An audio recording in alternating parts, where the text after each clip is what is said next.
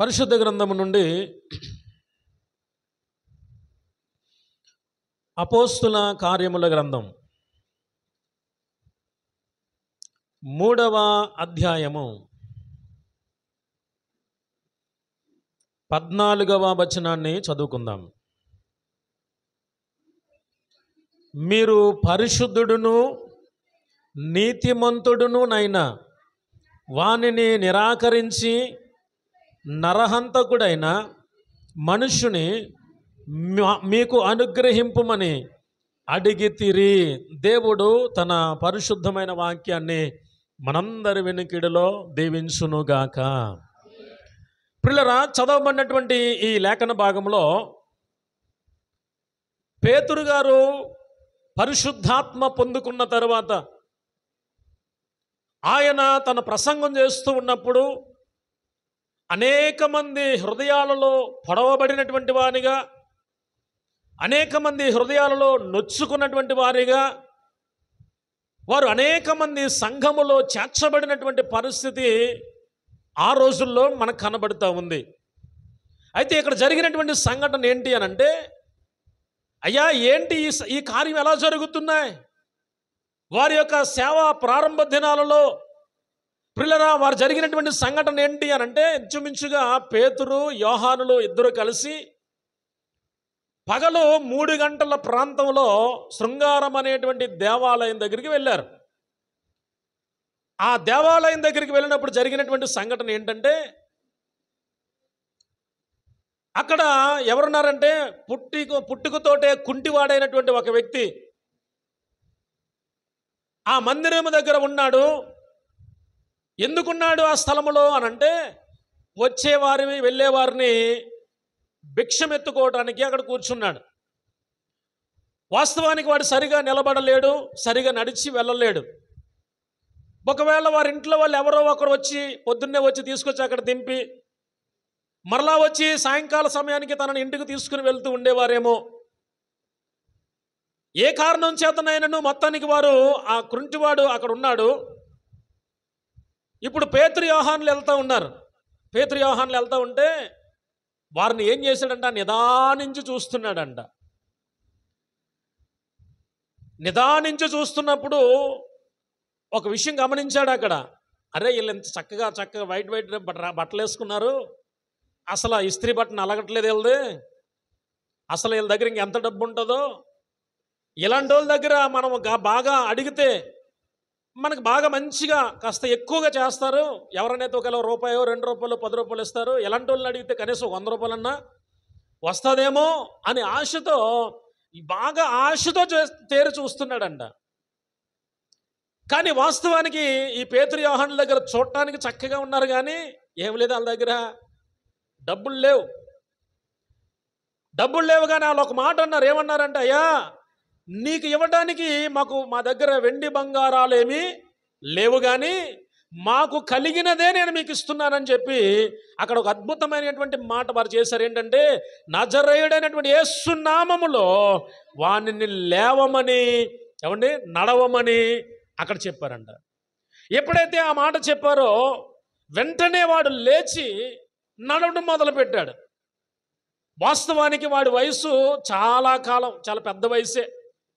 వాస్తవానికి వాడి యొక్క జీవితం ఆ ప్రాంతంలో ఉన్నటువంటి వారికి కాకోకుండా తన ఇంటి దగ్గర ఉన్నటువంటి వారందరికీ తెలుసు కదా. మన గురించి మన ఇంటి దగ్గర ఉన్న వాళ్ళకి తెలుస్తుందా లేదా? మన ఇంటి దగ్గరికి ఉన్న వాళ్ళందరికీ మన గురించి తెలుస్తుంది. ఇప్పుడు మనం ఎక్కడైతే పని చేస్తున్నామో, లేకపోతే ఎక్కడైతే ఏ స్థలంలో మనం ఉద్యోగం చేస్తున్నామో అక్కడ కూడా మన గురించి తెలుస్తుంది. కాబట్టి ఇక్కడ వీడు ఎలాంటి వాడో, ఏ వయసు నుంచి వాడు కుంటివాడయ్యాడో, ఎలాంటి బలహీనులుగా ఉన్నాడో, వాడి యొక్క పరిస్థితి ఏంటో అంతా తెలుసు అక్కడ. కానీ ఇప్పుడు జరిగినటువంటి విషయం ఏంటి అయ్యా అనంటే, అక్కడ ఒక మాట జరుగుతూ ఉన్నటువంటి సందర్భాన్ని ఇక్కడ జ్ఞాపకం చేస్తూ ఉన్నాడు. తీరా అయ్యా మీరు ఎంతలాగా అద్భుతమైనటువంటి కార్యాలు చేస్తున్నారు, ఏ కారణాన్ని బట్టి మీరు ఎలా చేస్తున్నారు అని చెప్పి వారిని అడుగుతున్నప్పుడు పేతురు గారు సమాధానం ఇస్తున్నటువంటి సందర్భాన్ని ఇక్కడ మనం చదువుకున్నాం. ఏమని అన్నాడు ఆయన? చూడండి ఒకసారి 14వ వచనం. మీరు పరిశుద్ధుడును నీతిమంతుడును నైన వానిని నిరాకరించి నరహంతకుడైన మనుషుని మీకు అనుగ్రహింపుమని అడిగితిరి అనే మాట అక్కడ మాట్లాడుతూ ఉన్నాడు. పిల్లలు, ఇక్కడ చదవబడినటువంటి వాక్య భాగంలో యేసుక్రీస్తు ప్రభువారు శిలువ మీదకి ఎక్కేటువంటి సమయంలో ప్రజలందరూ కలిసి పిలాతు అక్కడ అన్నాడు, ప్రజలతో పిలాతు ఏమన్నాడంటే, అయ్యా ఇదిగో మనకు ఒక వ్యక్తిని విడుదల చేయడం అనేది ఈ పస్కా పండుగ సమయానికి ఒక అలవాటు కనుక నేను ఒక మాట చేయాలనుకుంటున్నాను, ఇతని యందు ఏ దోషము నాకు కనబడట్లేదు కాబట్టి నేను విడుదల చేయాలనుకుంటున్నాను అన్నాడు. కానీ ఆ రోజు ఉన్నటువంటి ప్రజలందరూ ఎలాంటి మాటలు మాట్లాడారు అని అంటే, అయ్యా ఈయన మాకొద్దు, ఈ నజరేయుడైనటువంటి యేసును సిలువ వేయండి. మరి ఏం చేద్దామయ్యా, ఎవరొకరు విడిపించాలి కదా, ఎవరిని విడిపించమంటారు అని అంటే, అదిగో ఆ బందిపోటు దొంగ ఉన్నాడే బరబ్బా, ఆ బరబ్బాని విడిపించండి, కానీ ఇదిగో ఈ నజరేయుడైన యేసును మాత్రం మాకు వద్దు అని ఆ రోజు వాళ్ళు ఏం చేశారంట, నిరాకరించారు. ఎప్పుడైతే వారు నిరాకరించారో, ఎప్పుడైతే వారు దేవుణ్ణి వద్దు అని అనుకున్నారో, ఆ తర్వాత జరిగినటువంటి చరిత్ర అంతా మనకు తెలుసు. ఆయనను సిలువ వేయబడ్డాడు, చనిపోయాడు, తిరిగి లేపబడ్డాడు, ఆయన ఆరోహణమయ్యాడు, ఇదిగో పెంతెకొస్తు దినాన పరిశుద్ధాత్మగా వారి మీదకి వచ్చాడు. అనేకమైనటువంటి కార్యాలు అక్కడ జరుగుతూ ఉన్నాయి. ఇప్పుడు జరిగినటువంటి సంఘటన ఏంటంటే, వాళ్ళతో మాట్లాడుతున్న ప్రజలారా, కొద్ది రోజుల క్రితం సిలువ వేయము అని మీరు అప్పగించారే, ఆ నజరేయుడైనటువంటి యేసు నామమును బట్టే ఈ కార్యాలు మేము చేయగలుగుతున్నాం అని అక్కడ మాట్లాడుతున్నటువంటి పరిస్థితిని ఇక్కడ జ్ఞాపకం చేస్తూ ఉన్నాడు. ఇంతకీ నేను చెప్పాలనుకుంటున్నటువంటి మాట ఏంటయ్యా అని అంటే, ఆ వాక్య భాగంలో మీరు పరిశుద్ధుడును నీతిమంతుడైన వానిని నిరాకరించి.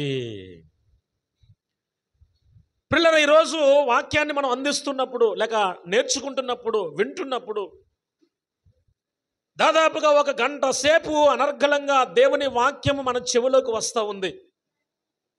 ఈ గంట సేపులో దేవుని వాక్యము ఎంతవరకు మన హృదయంలోనికి వెళ్తుంది? ఈ గంట సేపులో వాక్యము ఎంతవరకు మనము ఆ హృదయంలో భద్రపరుచుకునేటువంటి స్థాయిలో మనం ఉంటున్నాం?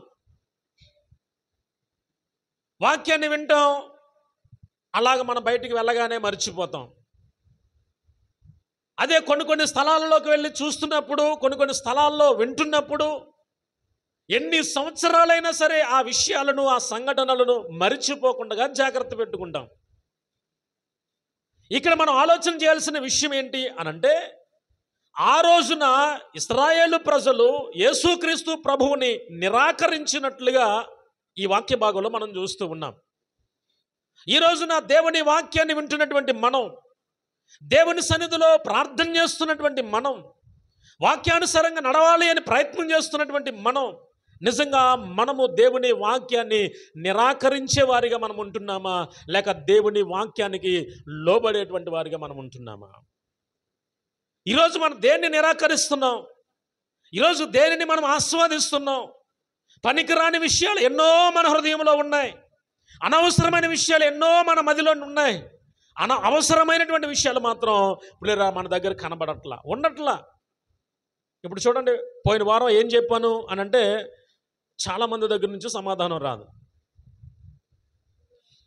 కానీ ఒక 4-5 సంవత్సరాల క్రితమో, లేకపోతే ఒక 10 సంవత్సరాల క్రితమో, పలానా స్థలంలో, పలానా సినిమాకో, పలానా సీరియల్లో అది చూసాం కదా, అది ఎలాగుంది అని అంటే ఏం చెప్తాం? యాక్షన్ చేసి మరి చెప్పగలిగిన టాలెంట్ ఉన్నది మన దగ్గర. అంటే వాటి విషయంలో మనం ఏం చేస్తున్నామంటే ఆసక్తితో చూస్తున్నాం. దేవుని వాక్యం కాడికి వచ్చేసరికి ఏం చేస్తున్నామంటే వాటిని నిరాకరిస్తున్నాం. ఈరోజు మనం ఖచ్చితంగా నేర్చుకోవలసినటువంటి విషయం, పిల్లలు, మనం వేటిని నిరాకరింపకూడదు. మన విశ్వాస యాత్రలో దేనిని నిరాకరింపకుండా మనం ఉండాలి. ఏం చెయ్యాలి? వేటిని నిరాకరించాలి, వేటిని నిరాకరించకూడదు. దేవుని వాక్యములో ప్రియులరా మనము ఆలోచన చేస్తే ఆయన ఒక మాట చెప్తున్నాడు, మనము నిరాకరించినటువంటి వారిగా మనం ఏమాత్రము కూడా ఉండకూడదు. ఇక్కడ పేతురు గారు మాట్లాడుతున్నాడు, అయ్యా మీరు నీతిమంతుడైనటువంటి నజరేయుడైనటువంటి యేసుక్రీస్తుని మీరు ఏం చేశారు తెలుసా? ఏం చేశారంట? నిరాకరించారు. నిరాకరించారు కాబట్టే ఆయన యొక్క శక్తి మీకు అర్థం కాల. నిరాకరించారు కాబట్టే ఆ పరిశుద్ధాత్మ అనుభవం మీరు చూసుకోలేకపోయారు. నిరాకరించారు కనుకనే ఈ రోజున మీ జీవితాల్లో అనేకమైన కార్యాలు అనుభవించలేకుండా వెనదిరుగుతూ ఉన్నారు. అయితే ఇక్కడ నేను నేర్చుకుంటున్నటువంటి మాట ఏంటంటే, మనము వేటిని నిరాకరింపకూడదో కొన్ని విషయాలు ఈ రాత్రి మనము ధ్యానపూర్వకంగా ఆలోచన చేద్దాం. నిజంగా ప్రియులారా, మన యొక్క విశ్వాస జీవితంలో మనము వేటిని నిరాకరిస్తున్నాము, వేటిని నిరాకరించకుండా ఉండాలి అనే విషయాన్ని క్లుప్తంగా కొన్ని విషయాలు మనము నేర్చుకోవడానికి ప్రయత్నం చేద్దాం. చూడండి ఒకసారి సామెతల గ్రంథము 8వ అధ్యాయము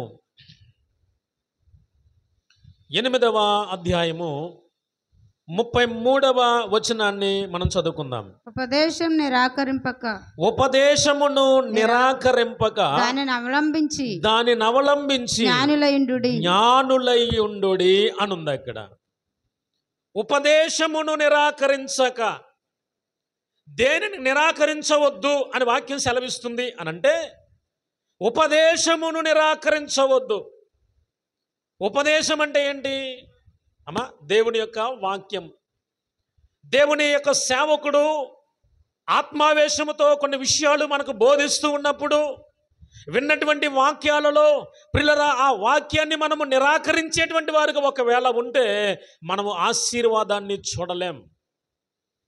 దేవుని వాక్యము, దేవుని ఉపదేశాన్ని ఆయన అంటున్నటువంటి మాట ఏంటయ్యా అనంటే, ఉపదేశమును నిరాకరింపక ఏం చేయాలంట? దానిని అవలంబించి జ్ఞానులై ఉండండి. ఇప్పుడు ఉపదేశము దేవుని సేవకుడు బోధిస్తూ, అయ్యలారా మీ కుటుంబాలను చక్కదిద్దుకోనండి, ఇదిగో మీ వ్యక్తిగతంగా మీ ప్రార్థన జీవితాన్ని కాపాడుకోనండి, మీ భవిష్యత్తులో గొప్ప ప్రయోజకులుగా మీరు అవ్వటం కొరకు ఎక్కువగా ప్రార్థనలో గడపండి అని దేవుని సేవకుడు చెప్తుంటే, ఆయనకి ఏం పని పాట లేదు, అత్తమాని ఎలాగే చెప్తూ ఉంటాడు అని అనుకునేవారు కూడా లేకపోలేదు. ప్రియులారా, ఇక్కడ మనం ఆలోచన చేయాలి. దేవుని ఉపదేశమును నిరాకరింపుకోకుండా దానిని అవలంబించి ఏం చేయాలంట? జ్ఞానులు అంటే దేవుని ఉపదేశాన్ని అనుసరించి నడుచుకునేటువంటి వాడు జ్ఞాని అవుతాడు. దేవుని ఉపదేశ ప్రకారంగా జీవితాన్ని కట్టుకునేటువంటి వాడు జ్ఞాని అవుతాడు. ఉపదేశానుసారముగా నడుచుకునేటువంటి వాడు జ్ఞాని అవుతాడు. ఉపదేశాన్ని నిరాకరించేవాడు ఒక రకంగా చెప్పాలంటే మూఢుడు లేక మూర్ఖుడు అవుతాడు. ప్రియులారా, దేవుడు ఒకనొక సమయంలో అడుగుతాడు. ఖచ్చితంగా దేవుడు మనల్ని అడిగినప్పుడు, నా కుమారుడా, నా కుమార్తె, ఇదిగో నీకు ఉపదేశాన్ని బోధించి చాలా విషయాలు నీకు బయలుపరిచాను కదా, అసలు ఏమైనా గుర్తున్నాయా అని అంటే దేవుని దగ్గర మనం ఏం సమాధానం చెప్పాలి? దేవుని దగ్గర నిలబడినప్పుడు ఏం సమాధానం చెప్తాం? ఈరోజు మనల్ని మనం ఆలోచన చేయాలి. ప్రియులరా, ఇక్కడ అన్నాడు దేనిని నిరాకరింపకూడదంట? మొట్టమొదటిగా ఉపదేశమును నిరాకరింపకూడదు. ఇప్పుడు అదే కాకుండా నేను ఒక పెట్టగా చెప్పాను అనుకోండి, పెట్టకథ గుర్తుంటుంది కదా, అక్కడ ఎలా జరిగిందండి, అక్కడ ఎలా జరిగిందండి, లేకపోతే ఎలా జరిగిందండి, ఏదో జరిగిన సంఘటన ఏదో చెప్పాను అనుకోండి, అది గుర్తుంటుంది. కానీ దేవుని వాక్యము కాడికి వచ్చేసరికి ఇవి గుర్తుండవు. ఎందుకు గుర్తుండదు అని అంటే, ఆసక్తిగా వింటే గుర్తుంటుంది, ఆసక్తి లేకపోతే ఆటోమేటిక్గా మర్చిపోతాం. ఇక్కడ ఒక మాట చెప్తున్నాడు ఆయన, ఉపదేశమును మనం ఏం చేయకూడదంట? నిరాకరింపకూడదు. మరొక మాట చదువుకుందాం. యోహాను శుభవార్త 12వ అధ్యాయము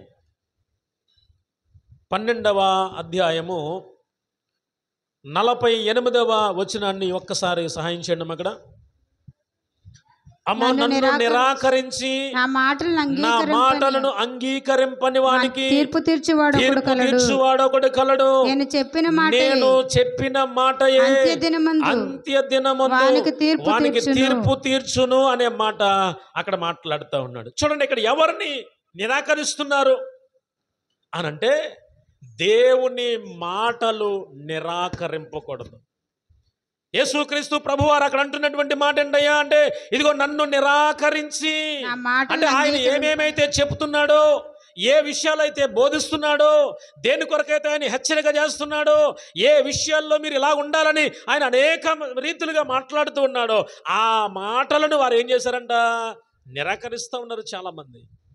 కానీ ఇక్కడ ఒక మాట చెప్తున్నాడు ఆయన, నన్ను నిరాకరించి నా మాటలు అంగీకరింపని వానికి తీర్పు ఒక రోజు ఉంది. దేవుని మాట వినుకోకుండా ఉంటే, దేవుని మాటను నిరాకరించుకుంటూ వెళితే ఖచ్చితంగా తీర్పు ఉందంట. ఖచ్చితంగా తీర్పు ఉంది. అప్పుడు అంటాడు ఆయన, నా కుమారుడా, నేను ఎన్నోసార్లు నీకు వాక్యం అందించాం కదా, మరి అందించినప్పుడు నువ్వు ఎంతవరకు విన్నావు అని అంటే, ఎక్కడున్నాను ప్రభు, వచ్చాను కానీ నాకు ఆ పనులు ఈ పనులే సరిపోయి, నేను ఎక్కడున్నాను. ఇప్పుడు అక్కడ ఏం జరిగింది అని అంటే, దేవుడు చెప్పినటువంటి మాటలను ఏం చేస్తున్నారంట? చాలామంది నిరాకరిస్తూ ఉన్నారు. ఇక్కడ ఒక మాట చెప్తున్నాడు ఆయన, దేవుని మాటలు మనము ఏం చేయకూడదంట? నిరాకరింపకూడదు. నిరాకరిస్తే ఖచ్చితంగా తీర్పు దగ్గరికి వెళతాం. నిరాకరిస్తే ఖచ్చితంగా దేవుని సన్నిధిలో నిలబడాల్సినటువంటి ఒక రోజు ఉంది. అప్పుడు సమాధానం చెప్పుకోవలసింది కూడా మనమే. కాబట్టి రాత్రికాల సమయంలో మొట్టమొదటిగా ప్రియులారా, వేటిని నిరాకరింపకూడదు అని అంటే, మొట్టమొదటిగా ఉపదేశమును నిరాకరింపకూడదు. రెండో విషయాన్ని మనం ఆలోచన చేస్తే, దేవుని మాటలు నిరాకరింపకూడదు. మూడవ మాటను మనం చదువుకుందాం. లూకా శుభవార్త 7వ అధ్యాయం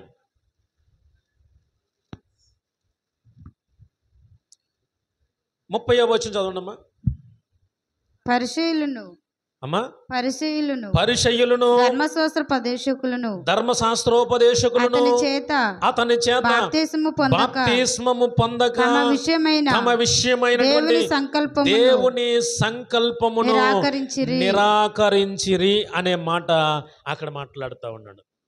చూడండి, ఆ రోజున పరిసయ్యులు అనబడినటువంటి వారు, ధర్మశాస్త్రోపదేశకులు అనబడినటువంటి వారు ఏం చేశారయ్యా అంటే, బాప్తిస్మం ఇచ్చి యోహాను అరణ్యములో యొర్దాను నది దగ్గర బాప్తిస్మం ఇస్తూ ఉంటే అనేక మంది ఆయన దగ్గరికి వెళ్ళారు, కానీ వారు బాప్తిస్మమును నిరాకరించారంట.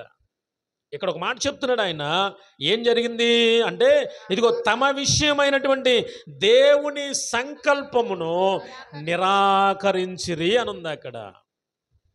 ఏమి నిరాకరించారంట అమ్మా? ఏమి నిరాకరించారు? దేవుని సంకల్పమును నిరాకరించారు. ఏంటి దేవుని సంకల్పం?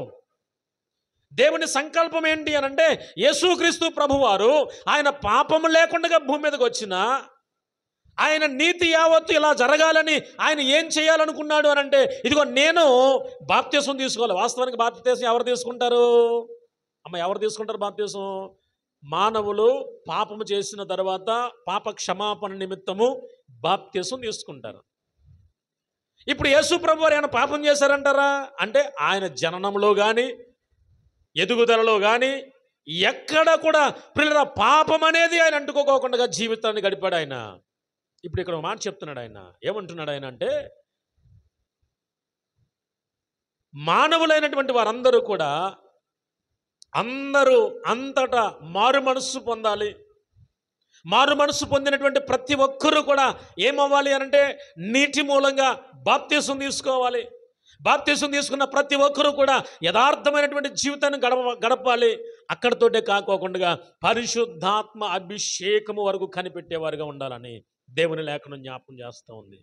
ఇక్కడ ఒక మాట చెప్తున్నాడు ఆయన, పిల్లరా ఏం చేస్తున్నారంటే, దేవుని యొక్క సంకల్పమును వారు నిరాకరించారంట. దేవుని సంకల్పం ఏంటి? మారు మనసు పొందాలి, బాప్తిసం తీసుకోవాలి, బలలో చేపెట్టాలి. ఇది దేవుని యొక్క సంకల్పం. దేవుని సంకల్పము అంటే దాన్ని ప్లాన్ అంటారు. దేవుని యొక్క ప్రణాళిక. దేవుని యొక్క ప్రణాళిక ఏంటంటే, మానవుల ఎడల అయ్యో జన్మతః ప్రతి ఒక్కడు పాపై ఉన్నాడు కాబట్టి ఇదిగో మీకు ఊహ వచ్చిన తర్వాత పాప క్షమాపణ నిమిత్తం మీరు మారు మనసు పొంది బాప్తిసం పొందండి. అంత మాత్రమే కాదు కానీ బల్లారాధనలో మీరు చెయ్యి పెట్టండి. ఇది దేవుని యొక్క సంకల్పము.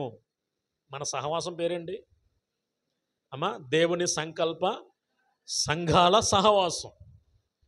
దేవుని యొక్క సంకల్పములో ఉన్నటువంటి వారిగా, దేవుని సంకల్పాన్ని ఏమంటే ప్రియులారా మనము నిరాకరించువారుగా కాక, ఈరోజు దేవుని మాట మనతో మాట్లాడుతున్నటువంటి మాట, ఆ రోజున వాళ్ళు ఏం చేశారంట, పరిసయ్యులు ధర్మశాస్త్రోపదేశకులు వాళ్ళు ఏం చేశారంటే ఆయన దగ్గరికి వెళ్ళి బాప్తీసం పొందకుండగా తమ విషయమై దేవుని యొక్క సంకల్పమును వారు ఏం చేశారంట, నిరాకరించారు. ఈ రోజున మనము చేయాల్సిన పని ఏంటి అనంటే, పిల్లరా చాలా కాలంగా మనం దేవుని మందిరంలోకి వస్తూ ఉన్నాం, చాలా కాలంగా దేవుని వాక్యాన్ని మనం వింటున్నాం. ఇంకా మారు మనసు పొందకుండా ఉన్నటువంటి వారు ఎవరున్నారో, బాప్తీసం తీసుకోవడానికి ఆలస్యం చేస్తున్న వాళ్ళు ఎవరున్నారో, తమను తాము స్వపరీక్ష చేసుకొని పరీక్షించుకొని దేవుని సన్నిధిలో పిల్లరా యథార్థమైనటువంటి జీవితం కొరకు ఒక అడుగు ముందుకు వేయడానికి ఎందుకు వెనకాడుతున్నాం? ఈ రోజున బాప్తిస్మం అంటే భయపడుతున్నాం. చాలా సందర్భాల్లో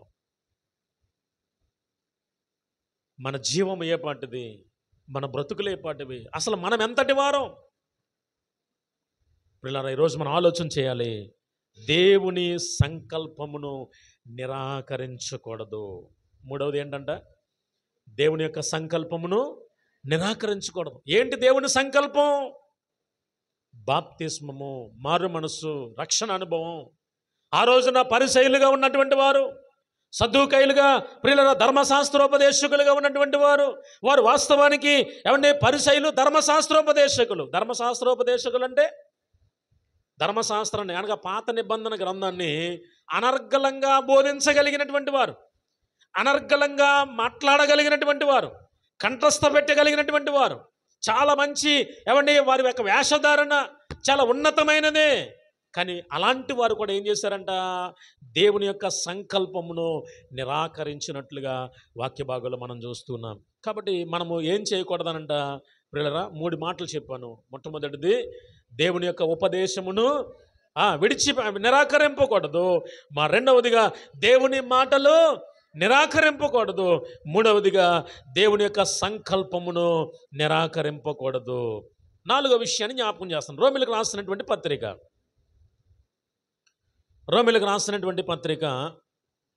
14వ అధ్యాయం 14వ అధ్యాయము 10వ వచనాన్ని చదువుకుందాం చూడండి ఒకసారి. అయితే నీవు నీ సహోదరునికి తీర్పు తీర్చనేలా నీ సహోదరుని నిరాకరింపనేలా మనమందరము దేవుని న్యాయపీఠము ఎదుట నిలుతుము అనే మాట అక్కడ కనబడుతుంది. పిల్లలు, ఈరోజు మన యొక్క విశ్వాస జీవితంలో ఇక్కడ మరొక మాట మనతో మాట్లాడుతున్నాడు. దేనిని నిరాకరింపకూడదు, వేటిని నిరాకరింపకూడదు. ఇక్కడ ఒక మాట మాట్లాడుతున్నాడు. అయ్యా ఇదిగో నీ సహోదరునికి తీర్పు తీర్చనేలా. సహోదరుడు అంటే ఎవరండి అమ్మా? సహోదరుడు అంటే ఎవరు? తోడబుట్టినవాడు, లేకపోతే ఆత్మీయంగా మన తోటి సహోదరులు. ఇప్పుడు ఇక్కడ అన్నాడు, మన సహోదరుల కుటుంబంలో లేక మన సహోదరుడి కుటుంబంలో ఏదో ఒక విషయం జరిగింది, దానిని బట్టి నీకు అలాగే జరగాలి అని తీర్పు తీరుస్తామా? నువ్వు చేసుకున్నదాన్ని నువ్వు అనుభవిస్తున్నావులే అని ఎదుటి వ్యక్తిని చులకన చేసి మాట్లాడమనా దేవుని వాక్యం చెప్పేది? మనం చాలాసార్లు ఏం చేస్తున్నామనంటే, ఎక్కడైనా ఎవరి దగ్గరైనా చాలాసార్లు ఎక్కడ దొరుకుతారా పలానోళ్ళు అని ఎదురు చూస్తూ ఉంటారు. ఇక్కడ కొన్నిసార్లు మనం ఆలోచన చేయాలి. నీ సహోదరునికి నీవు తీర్పు తీర్చనేలా? తీర్పు తీర్చేంత గొప్పోడువా? తీర్పు తీర్చే అంత స్థాయికి నువ్వు ఎదిగావా? ఒకవేళ నువ్వు గొప్పవాడివైనా గొప్పదానివైనా తీర్పు తీర్చే పని నీది మాత్రము కాదు. అక్కడ ఇంకొక మాట చెప్పాడు ఆయన, ఏమన్నాడు? నీ సహోదరుని నిరాకరింపనేలా.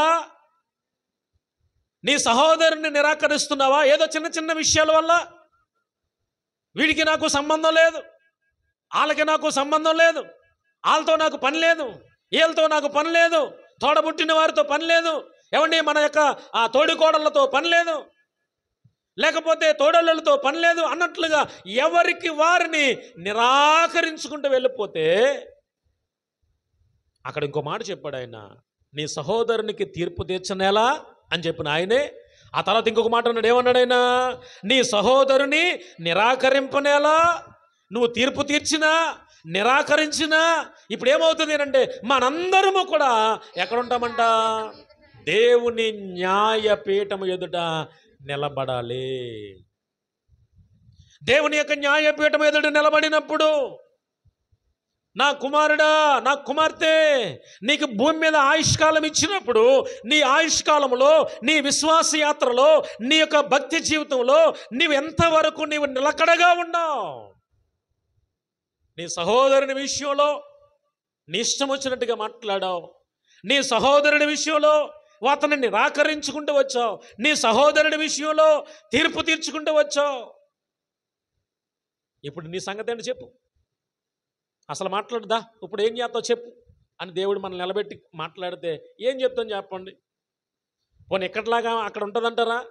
ఇక్కడ అనుకో మాట మార్చేయచ్చు, మడతట్టేయచ్చు, ఏదో ఒకటి చేసేయచ్చు, అది ఇది చెప్పేయచ్చు, అది కాదు ఇది కాదని ఎవడో ఒకటి మీద పెట్టేయచ్చు, ఆ పక్కన పెట్టేయచ్చు.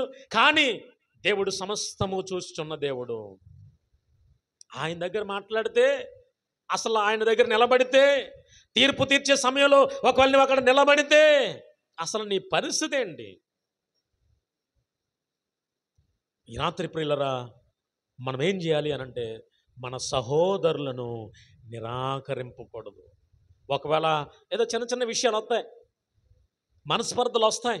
కుటుంబం అన్నాక ఏమండి పలానా కుటుంబంలో ఏ శోధన ఉండదండి, పలానా కుటుంబంలో ఏ కష్టం ఉండదండి అని చెప్పడానికి ఒక కుటుంబాన్ని చూపించగలరా?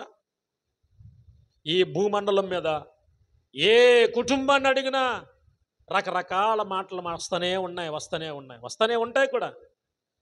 వచ్చినాయి కదా అని ఏదో చిన్న చిన్న విషయాలకి మనస్పర్ధలు పెంచుకుని, ద్వేషం పెంచుకుని, అసూయ పెంచుకుని నిరాకరించి నాకు ఆడితో సంబంధం లేదు, నాకు వీళ్ళతో సంబంధం లేదని ప్రియులరా మనం నిరాకరించుకుంటూ తీర్పు తీర్చుకుంటూ వెళ్తే ఒకానొక రోజున ఎక్కడ నిలబడతాం? మనం దేవుని న్యాయపీఠం ఎదుట నిలబడతాం. కాబట్టి ఇప్పుడు మనకు నేర్చుకోవాల్సిన 4వ మాట ఏంటి అనంటే మన సహోదరులను నిరాకరింపకూడదు.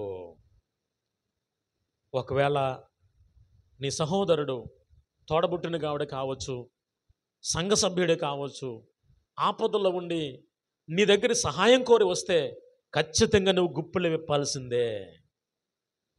ఆపదలో ఉండి నేను తండ్రి దగ్గరకు వచ్చి ఏదైనా సహాయం కోరితే ఖచ్చితంగా ఇంకా వెనక ముందు ఆలోచించుకోకుండా వెంటనే వాడిని హత్తుకోవాల్సిందే. అంతే తప్ప ఒకప్పుడు ఇలాగన్నావు కదా, ఒకప్పుడు అలాగన్నావు కదా, ఈ మాటలు పొరపాటును కూడా మన మనసులో నుంచి కానీ నోట్లో నుంచి కానీ రాకూడదు. ఎప్పటికప్పుడు ఎక్కడికక్కడ క్షమించుకుంటూ వెళ్ళిపోవాల్సినటువంటి అవసరం ఉంది. క్షమించే మనసు ఉండాలి. అందుకని ఇక్కడ అన్నటువంటి మాట, మన సహోదరులను ఏం చేయకూడదంట? నిరాకరింపకూడదు. ఇంకా ఎవరు నిరాకరింపకూడదు? లూకా శుభవార్త 5వ విషయం. లూకా శుభవార్త 10వ అధ్యాయం. లూకా శుభవార్త 10వ అధ్యాయము 16వ వచనాన్ని చదువుకుందాం చూడండి. మీ మాట వినువాడు నా మాట వినును, మిమ్మును నిరాకరించువాడు నన్ను నిరాకరించువాడు నన్ను పంపిన వానిని నిరాకరించును అనెను అని ఉంది అక్కడ. యేసుక్రీస్తు ప్రభువారు శిష్యులను ఆ ప్రాంతంలో పంపిస్తూ ఉన్నప్పుడు వారిని ఇద్దరిద్దరుగా మీరు వెళ్ళండి అయ్యా, ఇదిగో ఆ గ్రామంలోకి వెళ్ళండి, సువార్త చెప్పండి, మీరు వెళ్ళగానే మిమ్మల్ని ఎవరైనా చేర్చుకొని మీకు ఆతిథ్యం ఇస్తే ఆ ఇంటిలో ఉండండి, ఆ ఆతిథ్యాన్ని స్వీకరించండి అని శిష్యులను ఇద్దరిద్దరుగా ఆయా ప్రాంతాలకి పంపించినటువంటి పరిస్థితి దేవుని యొక్క వాక్య భాగంలో మనం చూస్తూ ఉన్నాం. ఇప్పుడు ఇక్కడ కూడా ఆయన అంటున్నటువంటి మాట ఏంటంటే, పంపించేటప్పుడు ఆయన అంటున్నటువంటి మాట, అయ్యలారా ఇదిగో మీ మాట ఎవరైతే వింటున్నారో, ఎవరి మాట అమ్మా, ఎవరి మాట? దేవుని సేవకుల మాట. ఆ రోజున శిష్యులతో అంటున్నాడు, శిష్యులారా మీరు వెళ్ళండి, మీ మాట వినువాడు నా మాట వింటాడు. అంటే దాని అర్థం ఏంటి? సువార్త ప్రకటిస్తూ ఉన్నప్పుడు నిజమే నేను పాపినని ఎవరైతే గ్రహిస్తారో నీ మాట విని వాడు రక్షణలోకి వచ్చాడు కనుక వాడు రక్షణలోకి వచ్చాడంటే వాడు నా మాట కూడా విన్నట్టే. ఒకవేళ నీ మాట వినకుండా ఎలా చెప్పోగాని అని నిన్ను పంపించేశాడు అనుకో, నిన్ను పంపించాడు అని అంటే, నిన్ను దూషించాడు అని అంటే నన్ను కూడా దూషించినట్లే. అక్కడ అన్నటువంటి మాట మరలా చదవండి. అక్కడ ఏమని మాట్లాడుతున్నాడు ఆయన అంటే, మీ మాట వినువాడు నా మాట వినును, మిమ్మును నిరాకరించువాడు నన్ను నిరాకరించును, నన్ను నిరాకరించువాడు నన్ను పంపిన వానిని కూడా నిరాకరించునెను అనే మాట అక్కడ మాట్లాడుతూ ఉన్నాడు. ఇప్పుడు మనం నేర్చుకోవాల్సిన విషయం ఏంటి అని అంటే, ఐదవదిగా ప్రియులారా, దేవుని సేవకులను నిరాకరించేవారు చాలామంది ఉన్నారు. కొన్ని స్థలాల్లో దేవుని సేవకునికి విలువ లేకుండా పోతాం. కొన్ని స్థలాలలో ప్రియులారా స్వేచ్ఛగా వాక్యం చెప్పడానికి కూడా అవకాశం లేని పరిస్థితులు కనబడుతూ ఉన్నాయి. కింద కూర్చున్న వాళ్ళు మాకు ఇది కావాలి, మాకు ఆశీర్వాదం గురించి కావాలి అంటే ఆశీర్వాదం గురించే చెప్పాలంట.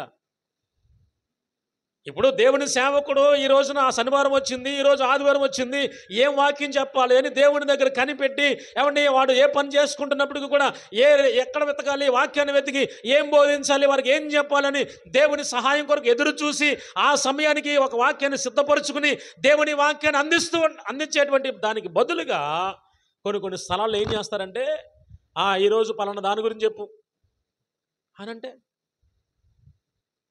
మరి ఇంకా ఈ సేవకుని యొక్క విలువేది? కొన్ని సందర్భాల్లో ఒకవేళ ఎవరైనా గద్దిస్తే చాలే చెప్పవాలి, కూర్చో.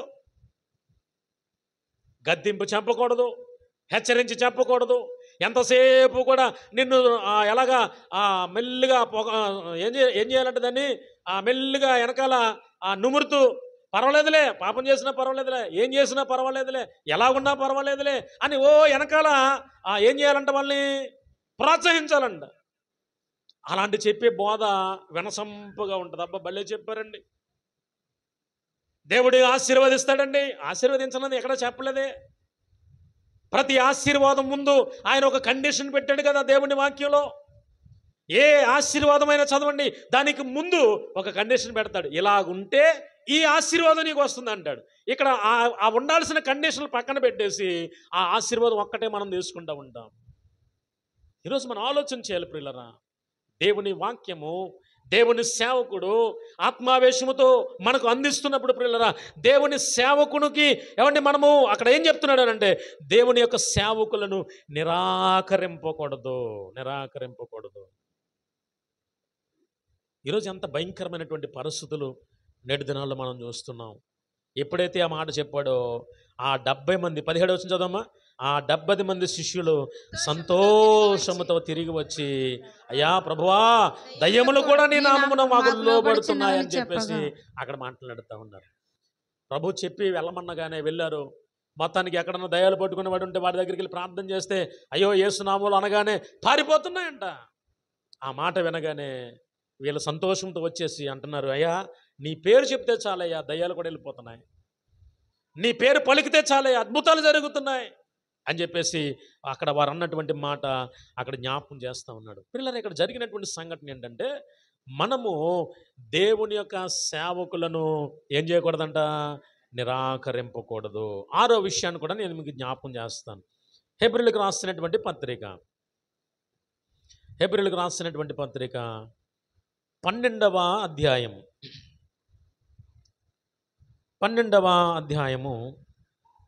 25వ వచనాన్ని మనం చదువుకుందాం. మీకు బుద్ధి చెప్పుచున్న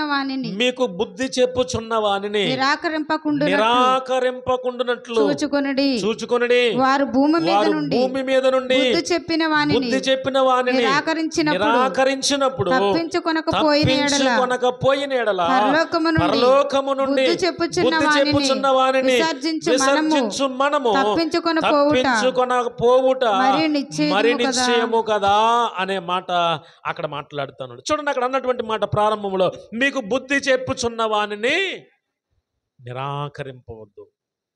ఎవరు బుద్ధి చెప్తారు చెప్పండి అమ్మ, ఎవరు బుద్ధి చెప్తారు?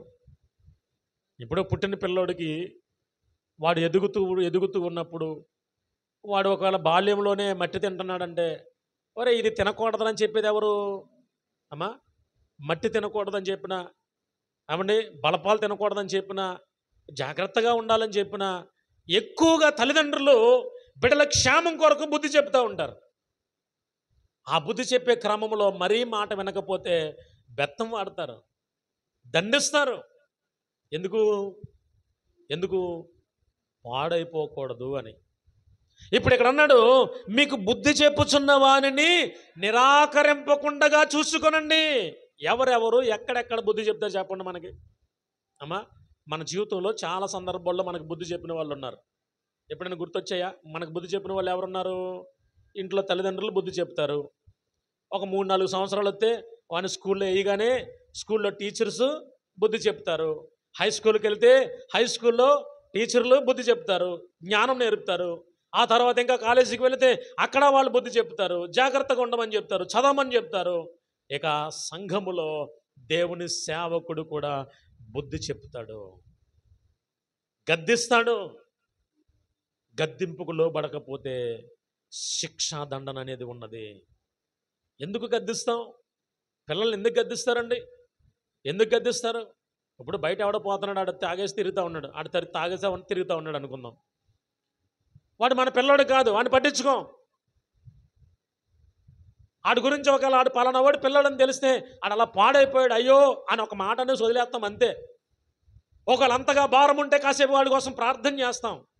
కానీ అదే స్థాయిలో అదే ప్లేస్లో మన పిల్లోడు ఉంటే ఏం చేస్తాం? మనం వాడిని పట్టుకుని వస్తాం, అవసరమైతే వాడిని దండిస్తాం, కొడతాం, తిడతాం, వాడిని దారిలో పెట్టడానికి ఏం చేయాలా అని ఆలోచన చేసి మన వంతు ప్రయాస, మన వంతు ప్రయత్నం మనం చేస్తూనే ఉంటాం. అది ప్రతి తల్లిదండ్రులు చేసే ప్రయత్నమే.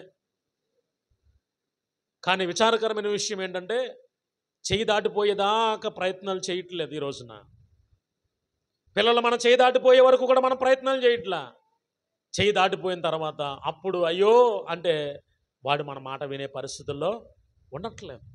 కాబట్టి ఇక్కడ అంటున్నటువంటి మాట ఏంటంటే దేవుని వాక్యం జ్ఞాపకం చేస్తుంది. హెబ్రీ సంఘానికి లేఖ రాస్తూ పౌలు గారు అంటున్నాడు, అయ్యా మీకు బుద్ధి చెప్పుచున్నటువంటి వారికి నిరాకరించవద్దు. మీ జీవితంలో నిరాకరించకుండా చూసుకోవడానికి ప్రయత్నం చేయండి. ఎందుకు అనంటే మీ క్షేమం కోరే వారికి బుద్ధి చెప్తున్నారు, మీ భవిష్యత్తు కోరే వారికి బుద్ధి చెప్తున్నారు. మిమ్మల్ని దండిస్తున్నారు అనంటే కారణం, మీకు బుద్ధి చెప్తున్నారంటే కారణం మీరు బాగుండాలనే.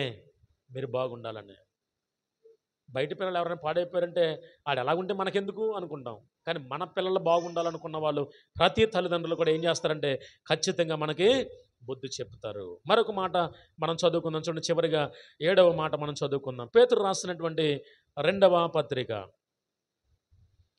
పేతురు రాసిన 2వ పత్రిక 2వ అధ్యాయము 9వ వచనాన్ని మనం చదువుకుందాం.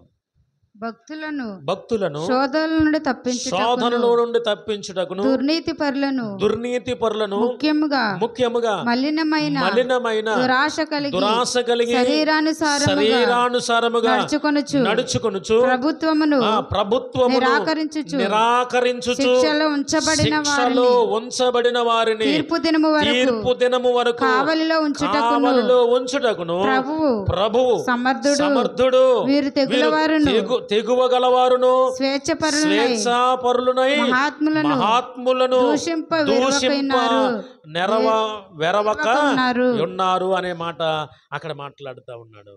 పిల్లలు ఇక్కడ చూడండి, ప్రభుత్వమును నిరాకరించేవారుగా ఉన్నారంట. వారి గురించి కొన్ని విషయాలు అక్కడ జ్ఞాపకం చేస్తూ ఉన్నాడు. ఏమంటున్నాడు ఆయన అంటే అక్కడ అన్నాడు, దుర్నీతి పరులను ముఖ్యముగా మలినమైన దురాశ కలిగి మలినమైనటువంటి దురాశ కలిగి శరీరానుసారముగా నడుచుకునేటువంటి వారు, శరీరానుసారముగా నడుచుకొనుచు ప్రభుత్వమును నిరాకరించుచు. ప్రభుత్వమును నిరాకరించడం అంటే అమ్మా ఇప్పుడు మనం ఎవరి ప్రభుత్వం కింద ఉన్నాం? రాష్ట్రంలోనేమో తెలుగుదేశం ప్రభుత్వం కింద ఉన్నాం, దేశంలోనేమో బీజేపీ ప్రభుత్వం కింద ఉన్నాం. ఇప్పుడు ఆ ప్రభుత్వాలు మనల్ని పరిపాలన చేస్తూ ఉన్నాయి. వారు పరిపాలన చేస్తూ ఉన్నప్పుడు ఇదిగో ఇలా చేస్తే మీకు లోన్ ఇస్తాను, ఇలా చేస్తే మీకు ఇలా చేస్తానని వారు ఏదైనా ఒకటి మనకు ప్రకటించినప్పుడు ఆ ప్రకారంగా మనం ఏం చేయాలి?